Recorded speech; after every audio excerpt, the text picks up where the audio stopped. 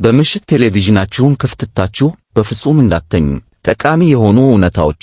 ሁላችሁም የመጨረሻው አጋጥሟችሁ ያውቃል።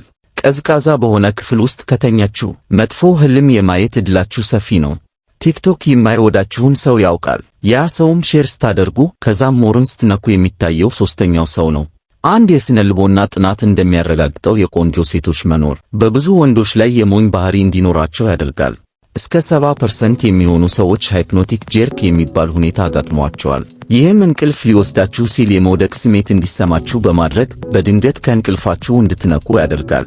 አእምሮአችሁ በመስታወት ውስጥ አስፈሪ ምስሎችን እንድታዩ በማድረግ በእናንተ ላይ መጫወት ይችላል። ይህ የትሮክስለር ተጽዕኖ ይባላል።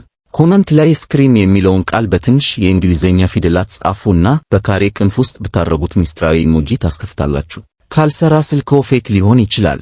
አእምሮአችሁ ሊፈጠር የሚችል አደጋን የመለየትና የመረዳት ችሎታ ስላለው ውስጣችሁ የሆነ ነገር ስህተት እንደሆነ ሲሰማችሁ በጭራሽ ችላ አትበሉት። ከመጨረሻው እውነታ በፊት በየቀኑ አዳዲስ እውነታዎችን ለመማርና የበለጠ ብልህ እንድትሆኑ ፎሎ እና ላይክ አድርጉ።